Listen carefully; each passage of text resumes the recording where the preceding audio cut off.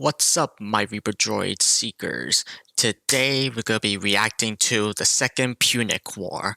So previously we watched the first Punic War, two parts of it actually, but now Oversimplify has basically made the first and second part. That's what we're gonna be doing today. We're gonna be watching two of the videos of the second Punic War. And if you're wondering what this is, NordVPN, that's just the sponsorship for Oversimplified. It's nothing else. So yeah, anyway, let's go. This video was made possible by NordVPN. Click the link below and get an exclusive deal with 4 extra months. Also, check out the merch store for some new character pins, the last remaining bucket plushies, and even a calendar. And I'm not done yet. We've partnered with U2s to bring you an exclusive oversimplified Roman console figure. Get it while you can at oversimplified.u2s.com. But it's limited edition, so once it's gone, it's gone. So go and buy it now. Hey, what are you still doing here? I said go and buy it now! After the first Punic War, okay. Right. Our beloved mercenaries. Let's hear it. Okay. Thank you one and all for your hard work fighting in the first Punic War. Would have been nice if you'd won. Maybe tried a little harder. But this isn't the finger-pointing convention. I know you all have one thing on your minds. Hey, when are we all getting paid? Remember you lost your... Okay. Jim, why don't you tell them? I'm not telling them, you tell them. Look, you're not getting paid. What? We lost the first Punic War and owe the Romans a ton of reparations. Of course we can't pay you in full. Let's burn this place to the ground! Seriously? Hey! Don't burn this place to the ground. Come on, fellas. Will killing us really make you feel better about your money? Yes. That's basically mercenaries for you, Way boys. To go, sir. Shut up, Jim. You're fired. I guess that makes 2 of us. Huh?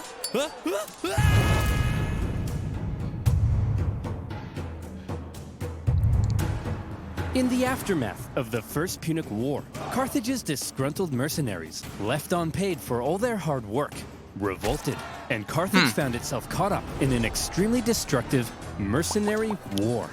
The panicked Carthaginians hired more mercenaries to fight the mercenaries they couldn't afford to pay, and Carthage came dangerously close to collapse. All the while, across the water, there was Rome. Ha! Look at those morons. We just kicked their ass in the first Punic War, and now their own mercenaries are revolting. Haha. Yeah. Wait, first Punic War? You mean there's going to be a second one? Well, we're definitely taking advantage of this situation. So almost certainly, yes. The Romans did, in fact, take advantage of the situation.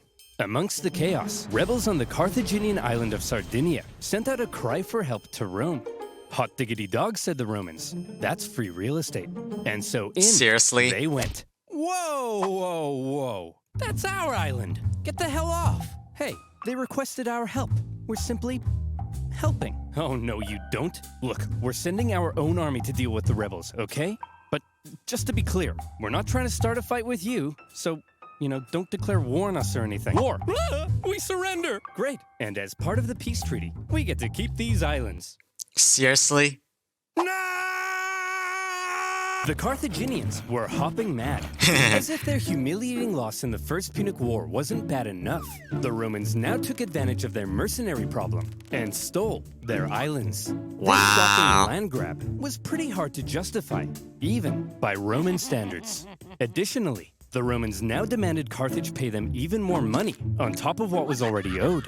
If Rome was trying to make Carthage as mad as possible, they were doing a fantastic job. The seeds of a second Punic War were being sown, and they were being watered with Carthaginian tears. Resentment in Carthage only continued to grow.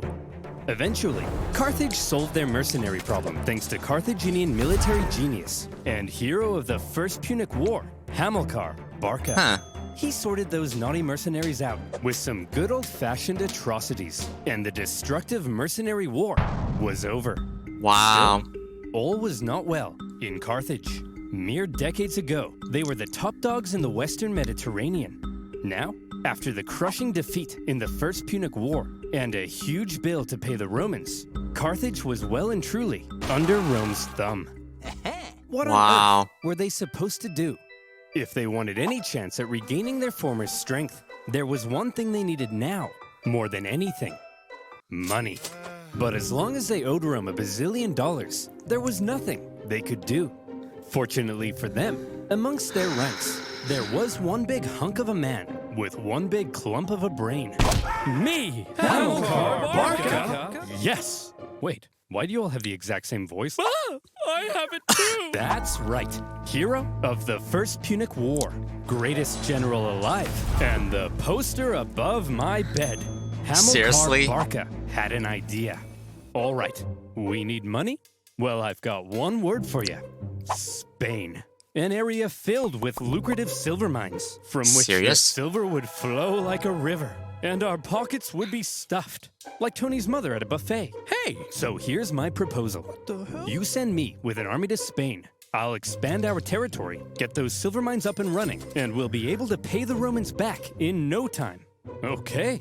But just to check, you're not secretly raising the money to go on a bloodthirsty revenge spree against Rome, are you? Because we can't afford that. Hanno, my dear, I'm simply going to pay them back. Oh god, this is Doom Guy right here. And ad. Well, that wasn't reassuring. Few in Carthage were as bitter about their loss in the First Punic War as Hamilcar Barca. 98% of his brain matter had been reallocated to thoughts of revenge. He was also fed up with the Carthaginian politicians for what he deemed a cowardly betrayal when they surrendered at the end of the last war. And so for Hamilcar, going to Spain meant being able to act independently from the weak Carthaginian government, building his own strength, and then perhaps somewhere down the line, revenge. However, he wasn't going to Spain by himself. Hannibal? Yes, father? Would you like to come with me to build an empire in Spain? Oh boy, would I! Barbara, mind if I take our 9-year-old son with me? I want to implant an intense hatred of Rome in him and prepare him for a glorious campaign of vengeance. Just try not to traumatize him, dear. No promises. The young boy Hannibal would accompany his father, watching, learning. Boy, you see that city over there? Yes, father? That is Rome. Do you know what we do to Romans? No, father. We hate them, Hannibal. We hate them with every fiber of our being. But why, father? Can't I just play with my Digimons? No, son! They took everything from us. Our land, our wealth, our pride. Those animals. I'll tear them limb from limb. I'll burn their pathetic city to the ground. Dad? I'm sorry, son. I've just never been so proud. Keep going. I'll slaughter their people. I'll cut off their faces and wear them as masks. I love you, son. After taking Hannibal to the Temple of Baal and having him swear an oath never to be a friend of Rome, off dad and son went for their lovely beach holiday in Spain. But Spain was already inhabited by many tribespeople. And when Hamilcar suddenly showed up in their territory, they were like, "Hey, who the hell are you? What are you doing here?" "I'm teaching my son how to become a warrior like me." "Aw, well that's sweet. Well then, little guy, let's see what you got." Good boy. Oh my god. As Hamilcar got to work fighting the tribes of Iberia and expanding Carthaginian influence, Hannibal became a child of war, even earning battle scars from a young age. And he grew to become a great military leader himself, making his father very proud. "I love you so much, son." "Dad, not in front of the enemy." "You killed that guy so well, son." The Barcas successfully consolidated Carthaginian power, got those silver mines up and running, and were sending buckets of cash back to a money-starved Carthage. And symbolizing Carthage's regrowing strength, a beautiful new city would eventually be founded in Spain. New Carthage, with a magnificent palace at its center. Carthage is back, baby! What in the name of Apollo is going on here? Romans! Flowing silver mines? Dancing elephants? What are you up to, Hamilcar? I'm simply gathering the money to pay you back. Oh, okay then. Or are you rebuilding strength to go on a bloodthirsty revenge spree? Like I said, Claudius, I'm simply trying to pay you back. Oh god, not again. You guys are hugging. No, we're not. I was hugging. Hamilcar had practically carved out a kingdom for himself in Spain, free from the meddling Carthaginian politicians. His power was becoming immense. But Dad, yes, my son? I'm confused. Are we really simply paying the Romans back? We're not gonna go on a bloodthirsty revenge spree? Of course we are. I'm just saying that to get the Romans off our backs. Listen, here's the most important life lesson I have for you. Vengeance is everything. An all-encompassing thirst for vengeance is great for your mental health. Are you still confused? No, I get it now. But what if the Romans find out what we're up to? They won't find out. Why? Well, Hannibal, because I use NordVPN. Seriously? I'm confused again. Do you like your computer being hacked, all your passwords being stolen, and used to create a fake virtual you who drains your mom's bank account? Me neither. Serious? And that's why I use NordVPN. These days, hackers are only getting smarter, while you're only getting dumber. Whether it's convincing phishing attacks, fake Wi-Fi networks, or clicking your aunt's Facebook post that opens the door to a hacker party on your device, you need to protect yourself from online threats with NordVPN. NordVPN allows you to connect to secure servers that encrypt your data and keeps you safe by blocking malicious websites with their threat protection feature. Wow. With NordVPN, you can also connect to other territories and take advantage Oh my of better God. deals or content not available in your country. And if you don't like it, it comes with a 30-day money-back guarantee. So go to nordvpn.com/oversimplified to get an exclusive deal with a huge discount and 4 extra months. That's nordvpn.com/oversimplified. And as always, you'll be supporting my channel. So thank you. Now, where were we? Oh yeah. Carthaginian tears, a child of war, and the Carthaginian conquest of Spain. The Carthaginian recovery had been staggeringly quick, and Rome was seriously alarmed. But they were also preoccupied with ongoing wars elsewhere, including an expansionist war to the north, where they were enslaving thousands of northern Celts. So for now, to keep Carthage in check, the Romans insisted on a new treaty. See this river? The two sides agreed that everything above it was in Rome's sphere of influence, while beneath it was Carthage. Under no circumstances were the Carthaginians to expand north of that river. But for now, Hamilcar and son were living it up. Well, son, here's to many more years of successful campaigning in Spain.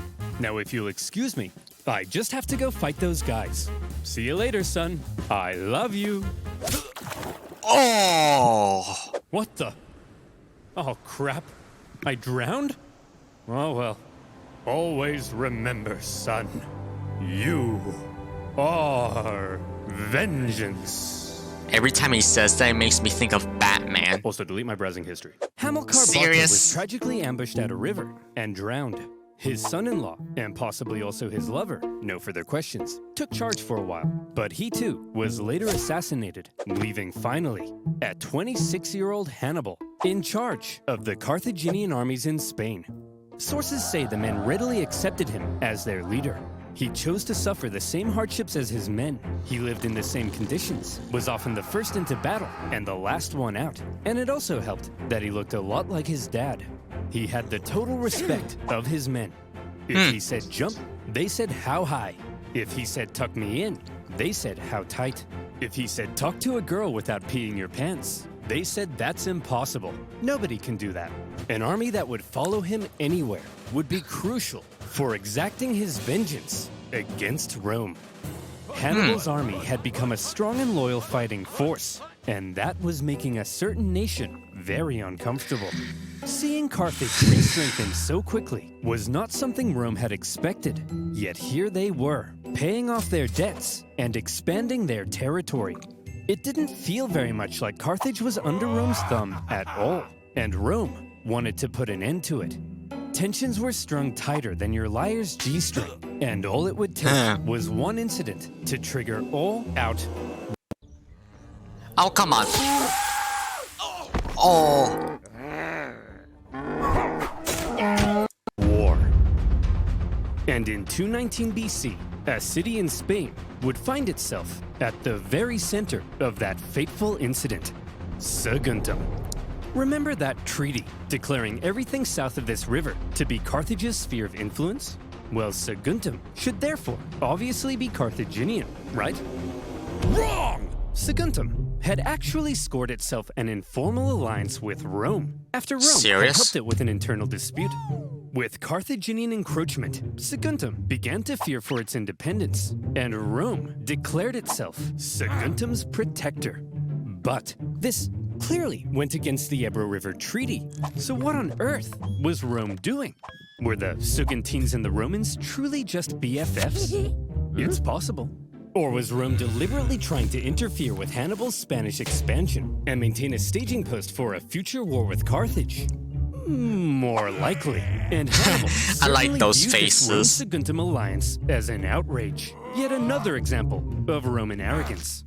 At first, he left Saguntum alone. But having learnt from his father to hate all things Roman, and having inherited his father's dream of bringing Rome to its knees more and more, Hannibal may have begun to see Saguntum as an opportunity. Could this Serious? controversial alliance be just what devilish little Hannibal needed to kickstart a second war Grinch with face. Rome and restore Carthaginian dominance?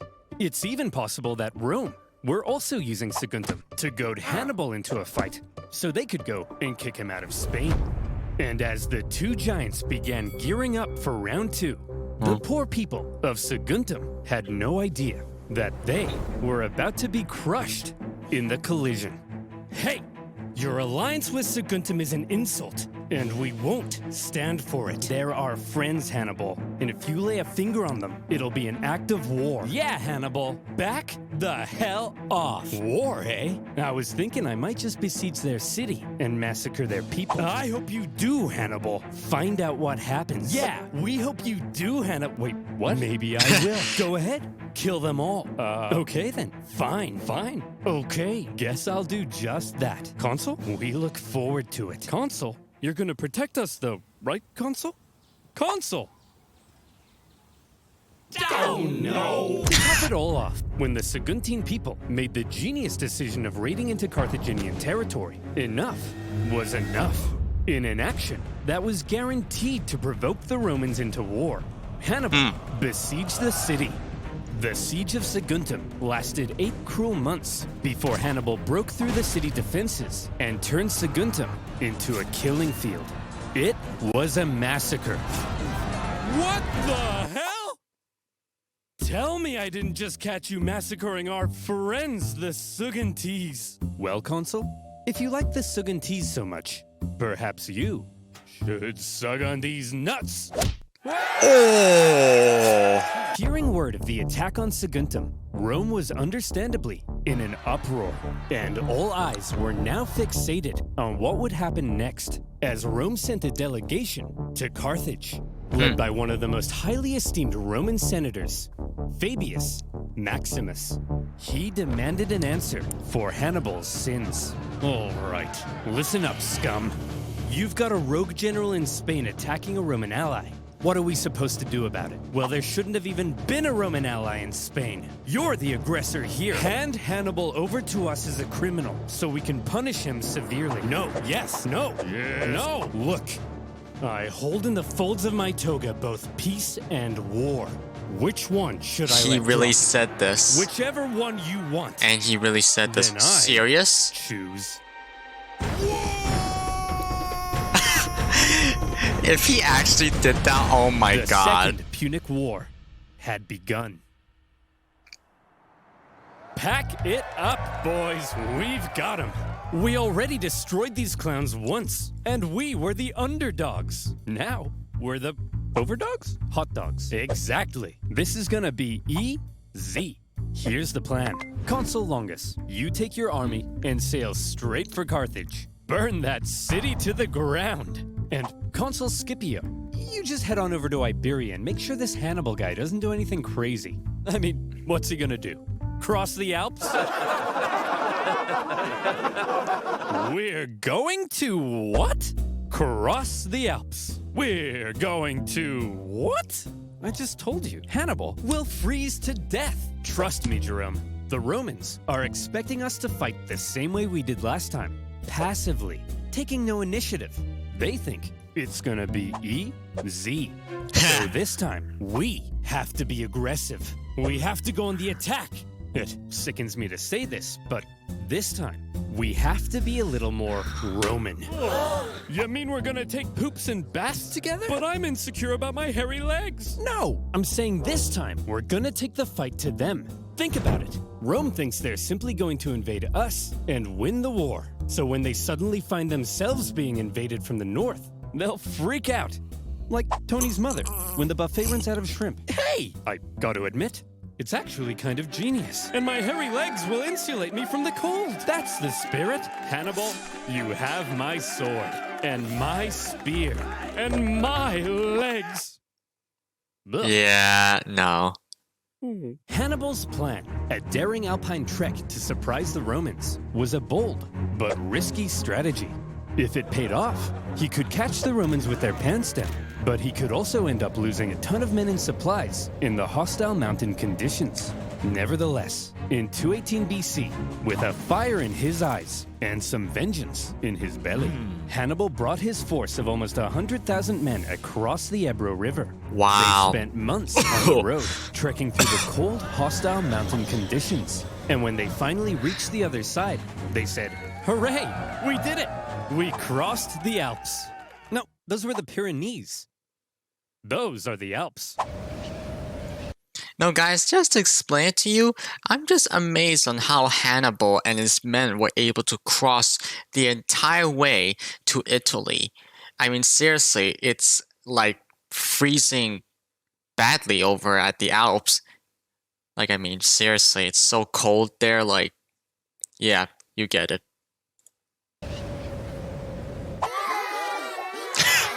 After crossing the Pyrenees, the army then had to pass through southern Gaul, a vast territory filled with tribespeople, many of whom were hostile to Hannibal's presence. His journey to the Alps was an ordeal in itself, as he was forced to fight his way through and incurred pretty hefty losses before even reaching the mountains. His plan was almost stopped in its tracks entirely, as the Roman consul Scipio, on his way to Iberia, discovered Hannibal was right on his doorstep. Suddenly, Hannibal's journey became a race as he rushed to get his massive army across the vast Rhone River before the Romans could intercept him. The crossing was chaotic, with the panicking elephants causing several men to drown. And Wow. the first combat of the war occurred when small scouting parties from each side encountered one another. When Scipio finally caught up to Hannibal's position, what he found was an empty Carthaginian camp. Hannibal had slipped through his fingers. The Roman consul Scipio felt the weight of the situation. Quite unbelievably, Hannibal was going to cross the Alps into Italy, and the Romans had no idea where he would emerge. For the first time, a Carthaginian force had the Roman homeland under threat. Scipio sent his men onto Iberia as planned, but he himself rushed home to raise a new army so that if Hannibal survived the crossing, Scipio would be there, waiting. Huh. Would you look at that, boys? We're here, the Alps. Although it is a little later than I expected. Yeah, it's kind of chilly. We'll set up camp here and wait for spring, right? It's way too cold, right? Hannibal? Seriously? Hannibal's famous crossing of the Alps was brutal. It was already autumn, and the men suffered terribly. It was cold. Men would fall off the sides of icy cliffs. They starved. They fell off the sides of icy cliffs. Some sources say they had to eat their pack animals and would finish off dying comrades in order to take their clothes for extra warmth. And then they would fall off the sides of icy cliffs. Imagine Seriously? an army of 50,000 men with all of their horses, supplies, and 37 elephants trying to navigate the most hostile mountain range in Europe. Again. And it wasn't just nature that they were up against. Tribespeople lived in the mountains, and they couldn't believe what they were seeing. A tribe approached Hannibal and said, "Hey man, geez, that's some nice armor. What is that, gold? Man, I'd really like that armor. Hey boss, they've got food as well. Shut up, be cool. Hey, why don't you let us guide you through this narrow gorge? We're not gonna kill you or nothing. Just walk right on through there. We're not gonna kill you. It's just right this way." We're Yeah. not gonna kill you. Hannibal's army were forced to fight their way through the gorge as massive boulders rained down on them from above. Some clever reorganization of his line helped them survive, and they were able to fend off the opportunistic tribes. But losses from the constant attacks were heavy. As the journey continued, men who went over the sides would get stuck on the ice sheets below and had to make a grisly choice between starving to death or just getting it over with. When the deeply demoralized Wow. army reached the summit and rested for a couple days, Hannibal tried to lift their spirits with a rousing speech. "Look, men, down there, it's Rome. These plains stretching out in front of you are bountiful with food to eat and Romans to kill. Move, Bessie! Look, Seriously? we have just climbed the walls of Rome. The hard part is over. From here on out, it's all downhill, and nobody else will die. Except for them. The rest of us here, no one dies. Seriously? Starting now. Okay, let's go. Oh, for goodness sake! As it turned out, the descent was as deadly as the way up, with the cold really starting to set in. The path became even more narrow, and at one point, the men spent 3 days in the freezing cold, repairing a collapsed road. When they finally reached the bottom, Hannibal said, "Look, guys, we did it." Well, I thought it went really well. When Hannibal left Spain, he had about 100,000 men. By the time he reached the Italian plains, his numbers had dwindled to about 26,000. He was now Wow. caught in enemy territory, without a supply line or source of reinforcements. And any elephants who had survived to this point were almost certainly traumatized. So what on Wow. earth was Hannibal up to? This supposed military genius had just led a starving and weakened army right into enemy territory. Any modern general who lost half their men to mountains would be immediately fired and possibly even depantsed on live TV. Here's the Serious? thing. While Hannibal may not have planned on losing quite so many men, he had almost certainly expected considerable losses, and he always had a plan for how to replace them. Need men? Northern Italy was full of men. Big, burly Celtic men. All the men Hannibal would Seriously? ever need to beat off Rome. These Celts were filled with resentment, having only recently been conquered by Rome. Hannibal hoped to be seen as a liberator, convince the Celts to cut ties with Rome, and instead join him in crushing Rome. That way, he could gain a source of reinforcements and supplies right in Rome's backyard. But Wow. sir, in order to win the loyalty of the Celts, we would need to make a seriously favorable impression on them. How do we get them to like us? Kill them. One of Hannibal's That's first dark. actions in Italy was to obliterate a nearby tribe who wouldn't join him. This sent a clear message to all the other tribes. It was his wrath they should fear, not Rome's. The realization that a Carthaginian army had just invaded them must have been shocking for the Romans. But when they looked at this ragtag group broken by the Alps, they couldn't have felt very intimidated. However, Hannibal was now in Italy, and he was about to embark on one of the most astonishing military campaigns in all of human history. The Romans may not have known it yet, but there was now a monster loose in their territory, and he was vying for Roman blood. Wow. Yeah, this is the first part that's already done. Now let's see the second part. This video was made possible by Incogni. Use code OVERSIMPLIFIED in the link below for an exclusive 60% off an annual Incogni plan. Also, make sure to grab our Roman Consul U2s before it's too late. Don't make me mention it a third time, or I'll you know what. Serious?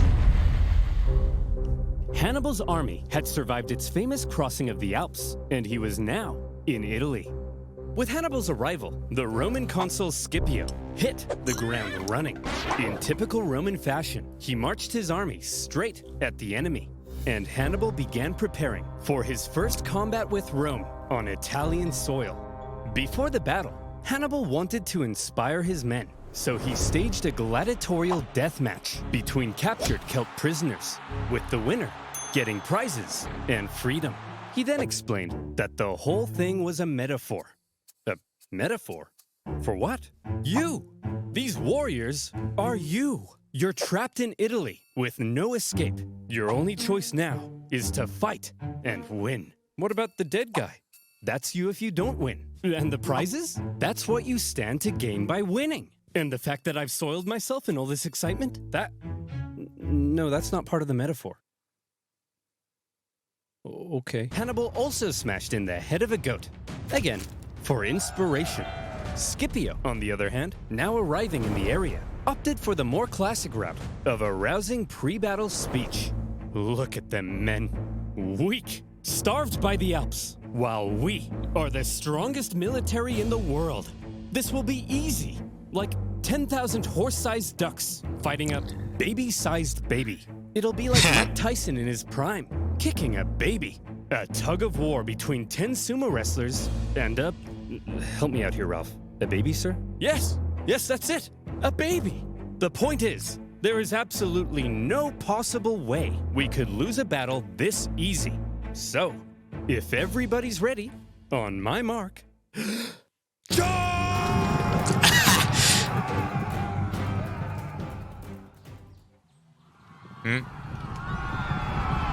Seriously, man? The Battle of Ticinus was over almost as soon as it had begun, as the Romans found themselves completely outmatched by Hannibal's famed lightning-fast Numidian cavalry, a key element in Hannibal's devastating double envelopment tactics. In the chaos, Scipio was wounded. Thankfully, according to some ancient writers, his handsome 17-year-old son, Scipio the Younger, saw his father fall. Scipio the Younger supposedly saved his father, and in the process, earned himself a lot of daddy's kisses. The Romans ended up fleeing the area, destroying the bridge behind them as they went. For a nation so overtly confident in victory, believing Hannibal to be an easy kill, the Romans found themselves running away with their tail between their legs. It was humiliating. And you know who thought so as well? The Celts. They began flocking to Hannibal's side, just as he'd hoped. Even Celtic troops fighting for Rome in the Roman camp began to reconsider. Man, I'm thinking we should try to join Hannibal. I hear you. Maybe we should bring him a gift. What do you think he'd like? Oh, I know. Hey, Hannibal, we want to join your side and we brought you a present. A gift? For me? I hope it's Roman heads. Oh, please be Roman heads. How did you know? Running away from Hannibal was humiliating enough, but having dozens of Romans beheaded in the night, now that's embarrassing. Ticinus had been a relatively small battle, but the psychological impact it had early on was huge, and it was only just a taste of what Hannibal was capable of. Despite the shocking initial loss, however, Rome still didn't seem to fully understand the danger posed by the monster now loose in their territory. The Senate was full of excuses. It's those traitorous Celts. That's why we lost. Yeah, and it was a cavalry battle. Wait until Hannibal faces our almighty legions. And our consul was bold. Once he faces our other fully follicled consul, then he'll really pee his pants. That other consul, Longus, had been in the south all this time, preparing to invade Africa. He had seen some success, even capturing Malta. But then he heard the news. Hannibal's in Italy? And I'm being ordered home? But I was gonna be the big boy. I was gonna invade Carthage and win the war. Well, you can be a big boy at home. No! Does somebody need a nap, sir? No! And so Longus brought his army on the long journey north. When he arrived in the area to decisively neutralize Hannibal, the two consuls joined their forces together, creating a double consular army. But the two consuls weren't exactly on the same page. Having a nice rest there, old man? I'm wounded, Longus. Pathetic. You don't understand. He's more dangerous than we thought. Maybe for you. Whoops. Listen, we can't just march straight at him like we normally do. We need to train our men through the winter, and we'll try again in spring. Sorry, I don't take advice from a bowling ball. Hey! Oh, serious? Longus. Any day now. I'm coming! Just you wait.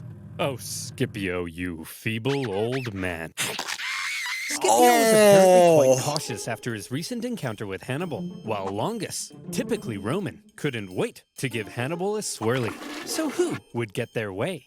Well, when two consuls joined their forces, it turned out the Romans had an interesting system in place.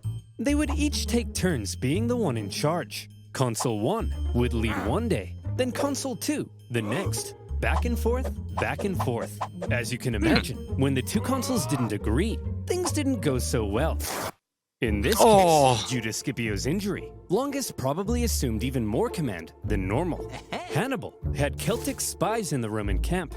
He fully understood the Roman system and Longus's hot-headed nature, and he knew he could exploit it. For goodness sake! What's wrong, sir? I'm trying to order some pizza, but I keep getting fed all these personalized ads about being a hothead. I'm not a hothead, am I? No, sir. Look at this. Butt insurance? Who would buy butt insurance? Yeah, that sounds really stupid. Sir, it seems like a lot of data brokers have collected data on you. They could sell that data to Hannibal. What? But don't worry, because you can get rid of that data with today's wonderful sponsor, Incogni. Hooray! I've been getting at you for some time to protect your personal data online. But you're a nimwit, aren't you? You didn't do it, did you? Typical. And now would you look at that? Tons of data brokers have collected a heck of a lot of your personal data and might sell it to third parties like advertisers or insurance companies without you even knowing. Ever wonder where Sally from the Butt Insurance Company got your name, number, address, social security number, and favorite color from? Probably a dirty data broker. We could painstakingly contact the hundreds of brokers that have our data and politely ask them to delete it. That process would only take the average human about 3,000 years. And that's why you need Incogni. I was shocked to find how many data brokers Incogni had tracked, potentially selling my data. But all I had to do was create an Incogni account, give them permission to work on my behalf, then sit back and let them do all the hard work for me. And since these data brokers don't stop there, Incogni will continuously work to keep my data safe with an annual plan. So if you want to protect your personal data too, go to incogni.com/oversimplified to get an exclusive 60% off an annual Incogni plan. That's incogni.com/oversimplified. And as always, you'll be supporting my channel. So thank you. Now, where were we? What exactly is the sandbox then? It's Seriously? a 3D metaverse. The building blocks are vox. Oh yeah. Roman heads, a double consular army, and a hothead. Ha! Hannibal needed to keep smashing the Romans in battle in order to maintain the loyalty of the Celts. And so he was eager to fight another battle. The combined Roman force possibly outnumbered him, so he carefully crafted a clever trap, and he made sure to spring it while Longus was still in charge. The plan began with his army getting an early night's sleep. All right, boys, time for lights out. Sorry, but we got a big day ahead of us. Tomorrow, we're gonna massacre the Romans. Good night, boys. Dream of revenge. Gorzog, send out the cavalry. That thing looks like a Hannibal's goblin. Numidian cavalry made their way over to the Roman camp, arriving just before dawn. Hey, Romans! Wakey, wakey! What's going on? Hey, Longus, your butt smells like a butt. It does not! Scipio, awaken the troops! Longus, these playground insults are clearly meant to lure you out. Well, it's working! Send out the troops! Longus, it's clearly a trap. And I'm falling for it! Send out the troops! Hey guys, wake up. You're heading out for battle. What? But we haven't had breakfast. We're skipping breakfast! I don't think you can do that. As the Romans hurried out of camp, the Numidians began luring them back to the Carthaginian camp, where these gentle angels were just awakening from their slumber. Eat up, boys. We're having pancakes. While the Carthaginians were enjoying their hearty breakfast, the starving Romans were still on their way. Hurry up! We have to catch those Numidians. Hey, why have you stopped marching? Longus, there's a freezing river in front of us. Well, get your gluteus maximus in the water! Seriously? All right, boys. Time to lather up. This oil will insulate you from the cold. It also smells like lavender. There's the Carthaginian camp. Get Seriously? ready to fight, men.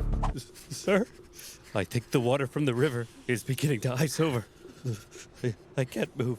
Oh, I'm sorry. You thought war would be fun? Sitting around a nice hot campfire playing Truth or Dare with your friends? Welcome to the real world! Truth. True right there. Sharon. Ew! Hey, look, guys. The Romans are here. They suck. Perfectly orchestrated events so that his enemy was cold, tired, and hungry, while his... Well, guys, just to be honest with you, I said that because they're cold, freezing. But actually, though, in real life, the Roman Empire was like... The Roman Empire took maybe like parts of Africa and Europe. That split into like the Eastern and Western, if I remembered my history correctly, because they couldn't govern the places. Plus, too much territory means you have to like keep stability. That was impossible if you're like having an empire so huge. So yeah, just to tell you. His men were well rested and covered in oil. When the two sides engaged one another, the Romans were in no condition to fight. And the cherry on top, the previous night, Hannibal had sent out an elite force of men led by his brother to go and hide behind a bush. They suddenly sprung out, encircling the exhausted Romans, who were then cut to pieces. Once again, Hannibal's superior cavalry and double envelopment tactics had flummoxed the Romans. But the key word at Trebia was control. Hannibal used his intel on the enemy and the environment of the battlefield to carefully control the conditions of battle, creating lots of little advantages for himself that paved the way to success. And concealing troops for an ambush? All of these things are what make Hannibal the genius he's remembered as today. Seriously? As for Longus, he managed to escape the battlefield with a small number of troops. Disgraced, he didn't want the Senate to find out what had happened, and he began obscuring communications back to Rome. Longus, where have you been? We've been looking for you. Nowhere in particular. Longus, 30,000 men are missing. Do you know where they are? They're taking a bath. 30,000 men? All in a bath? Yes. Longus, what's under that rug?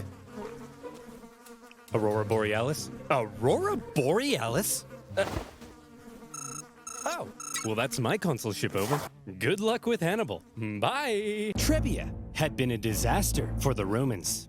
And as even more Celts began flocking to Hannibal, Rome largely lost its control over Cisalpine Gaul. In Rome, complacency turned to alarm. Hannibal had outwitted them on their own soil and inflicted a costly defeat. But with that, Scipio and Longus's terms as consul were over. They were replaced with two new consuls, Servilius and Flaminius. The Romans may now have begun to realize the trouble they were in and the genius Hannibal had shown in invading Italy. The Romans had expected to be the ones controlling this war.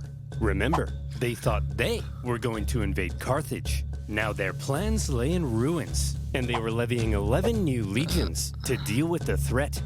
Hannibal had completely redefined the war. But Hannibal had a little problem of his own. Things had gone well so far, but the Celts were notoriously fickle, and Hannibal needed to ensure he maintained their alliance and his base of support in Italy. Any Celts he captured fighting for Rome, he treated extremely well and allowed them to return to their homes. But the longer he hung around in their territory, eating all their food and leaving beard trimmings in their sinks, the more resentful they may become. They wanted to go south and plunder some Roman booty, and Hannibal also hoped to sway Rome's other Italian allies in the south to his side. So from here, the path was clear. Hannibal had to move south. Just one problem. There were two main routes Hannibal could take to move south.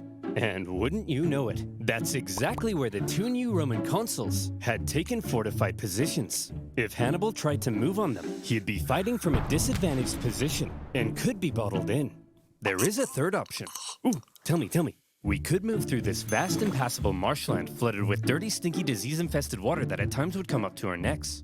But there's no way we would attempt that, right? That'd be crazy, right? Hannibal? Hannibal's 4-day trek across the Arno marshlands was hell on earth. Almost as crazy For as sure. when you cross the Alps. Imagine 3 full days unable to sit or lie down because there's nowhere to sit or lie down. Meaning 4 full days without sleep, slugging through heavy mud. You contract Wow. cholera, your foot falls off, and Jim Bob directly in front of you won't stop pooping in your path. In fact, everybody's pooping in your path. Some delirious, sleepless men would see clumps of mud and say, "Man, I could just sink into that." And then they would. When pack animals died, it gave nearby men a chance to rest, but only for a few moments before they were whipped back into line. Even Hannibal himself couldn't escape the torture of it. Hey, Hannibal, if we see a Starbucks, can we stop? I need to take a leak.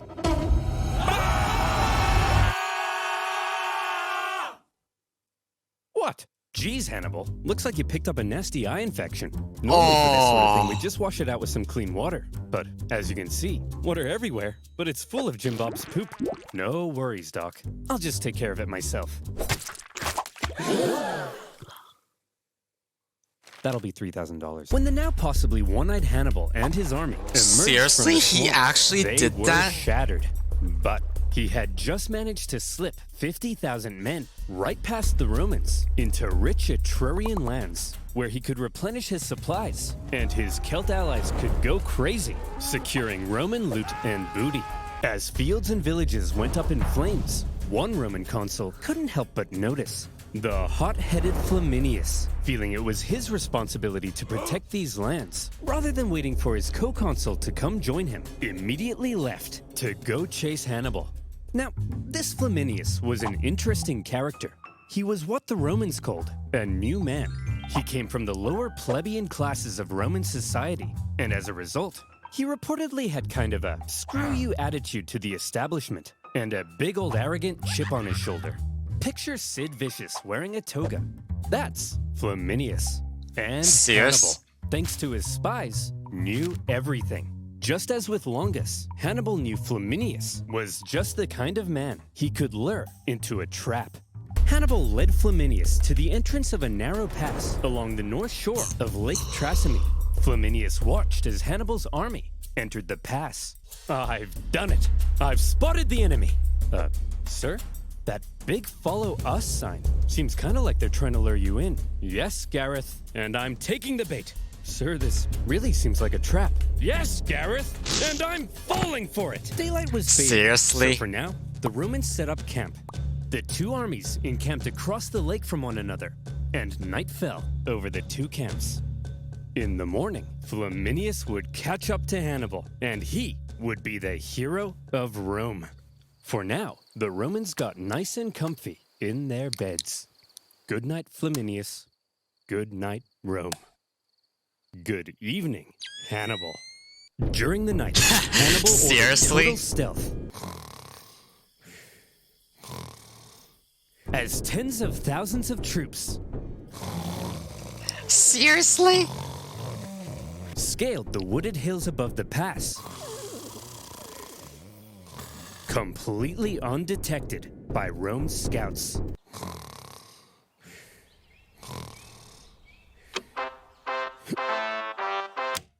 Let's go, girls. Flaminius took off across the lake shore to try to catch Hannibal. As he did, even the weather seemed to be on Hannibal's side. A thick fog rose from the surface of the lake, obscuring visibility. Look at this! This is perfect! The mist will obscure our approach. Hannibal will never see me coming. That doesn't sound good. Sir? Why does it sound like 50,000 Carthaginians are charging down the hill towards us? You mean 50,000 Carthaginians are charging right into my trap? The Romans found themselves completely hemmed in on all sides. With zero visibility in the fog, the fighting was terrifying and chaotic. Troops were pushed into the lake in their heavy armor, where they were either cut down or drowned. And Flaminius, who likely stood out like a sore thumb in his consul attire, caught the attention of one Celt warrior, with his head possibly swirling with thoughts of how the Romans had decimated his homeland. According to the ancient writers, this Celt took his chance.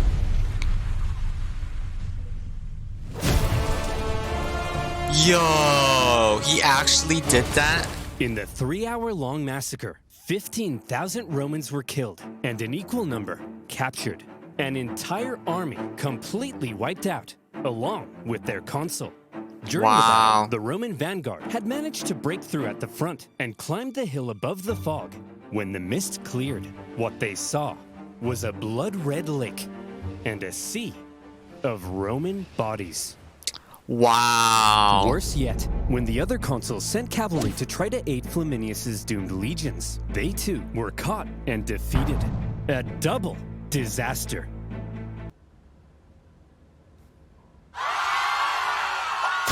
Yeah. Rome went into a frenzy. For the second time, Hannibal had completely decimated an entire Roman army. Romans were dying by the tens of thousands. Common citizens began flocking to the city for safety. Women waited by the city gates in tears, hoping to hear news of loved ones. This one man, having just led his battered army across the Alps the previous year, now stood less than 100 miles from Rome. To this point, he had been a problem. Now, Hannibal was a crisis. I thought so. And in a crisis, Rome took desperate measures. They actually had a system in place when dealing with an emergency of this magnitude. They would forgo their two-consul power-sharing system and instead temporarily give one man near total power and authority to be as decisive as he needed and hopefully salvage the situation. This all-powerful position in Rome's government had a name: dictator. It's actually where we get the word. But unlike modern dictators, Roman ones didn't score perfect rounds of golf or ride bears through the Siberian tundra. They held their power for just 6 months before they were required to give it up. And in Rome's hour of need, the man chosen to be dictator in 217 BC, one of the most highly esteemed members of the Roman Senate, Fabius Maximus. So that how would same Fabius, guy as dictator, confront Hannibal? Well, Fabius understood that marching all of Rome's young men straight into a one-man meat grinder was bleeding Rome dry. Hannibal was clearly too dangerous to face head-on in battle. However, he was also stuck in their territory, with dwindling manpower and forced to live off the land. It wasn't a sustainable position to be in long-term, and he could only remain there for so long. So, if Rome avoided battle with Hannibal to prevent any more crippling losses, and instead simply maneuvered around him, blocking supplies and taking out smaller contingents where possible, Hannibal would gradually become weaker, while they would gradually become stronger. And so Fabius presented his new idea to the Roman Senate. Okay guys, I have an idea. See if you can follow me here, okay? Instead of fighting Hannibal, when he approaches, we run away.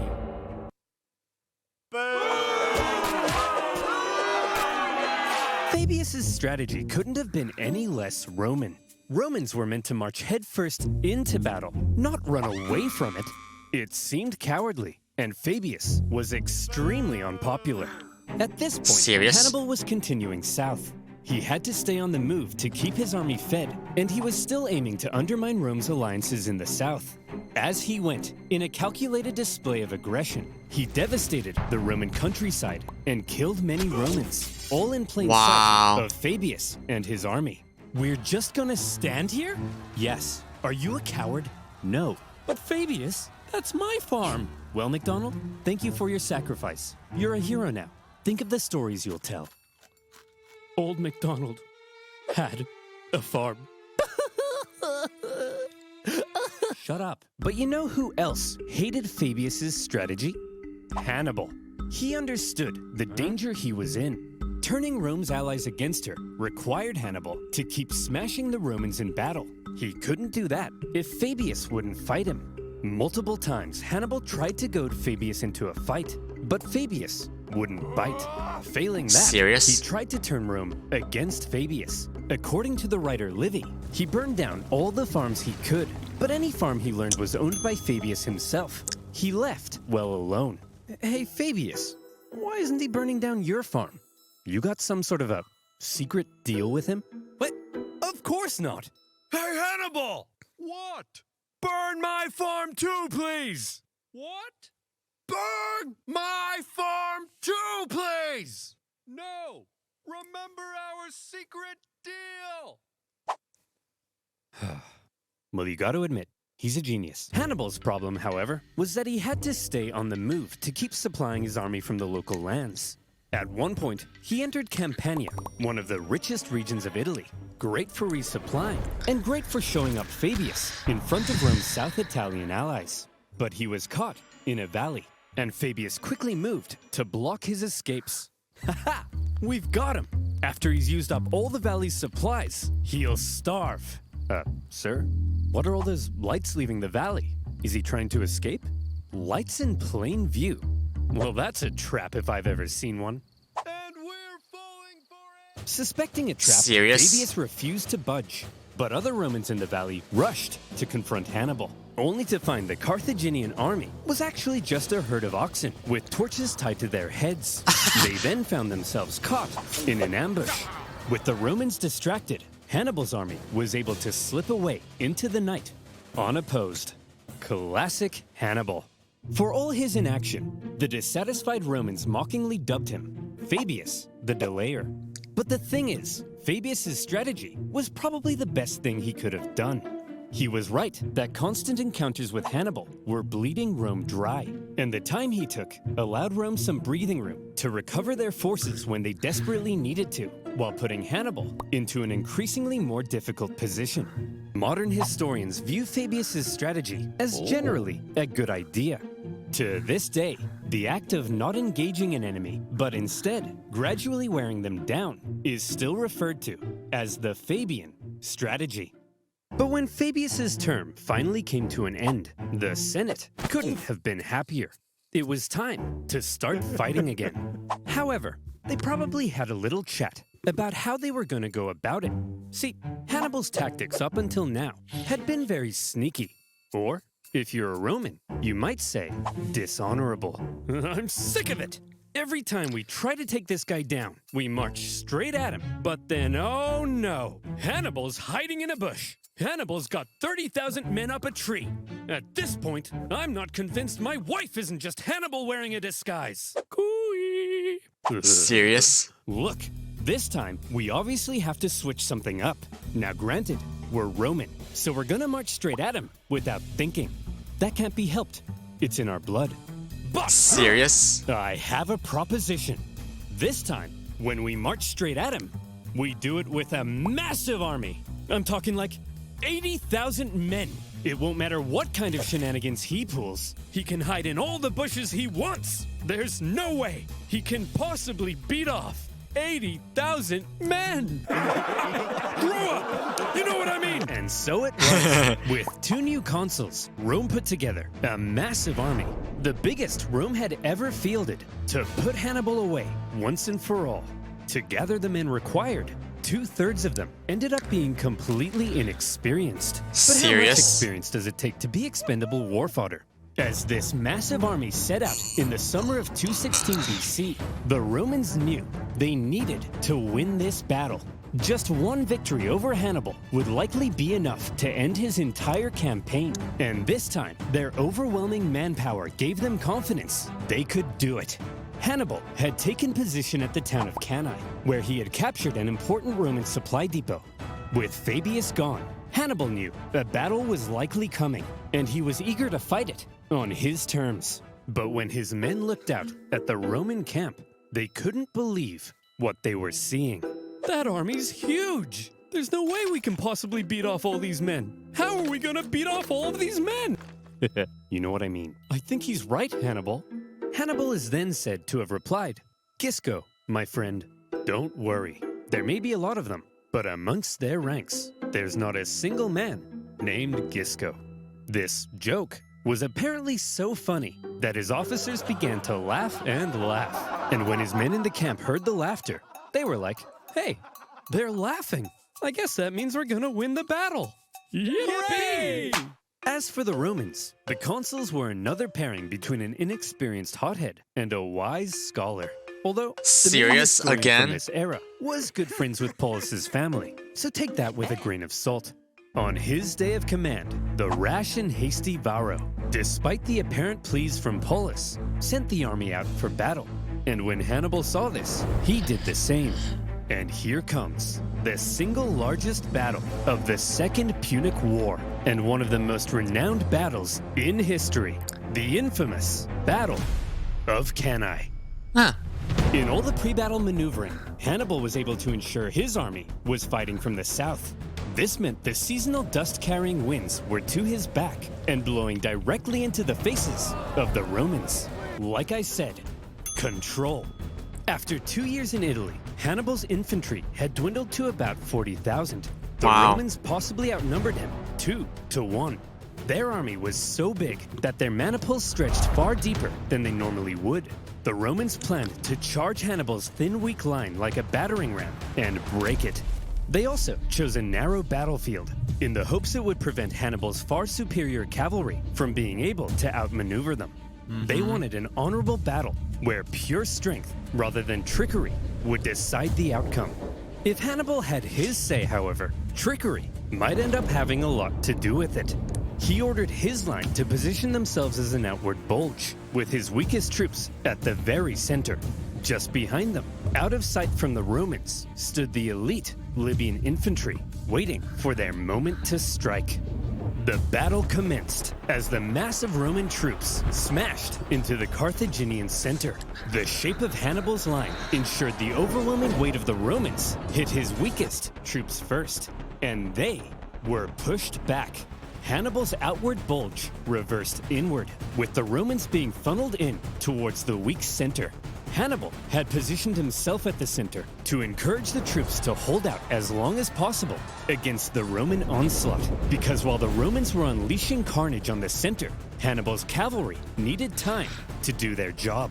The heavy cavalry on the left, after a barbaric fight, sent the Roman horse packing, with the consul Paulus even sustaining a severe head injury. He managed to move into the center to keep the battle going.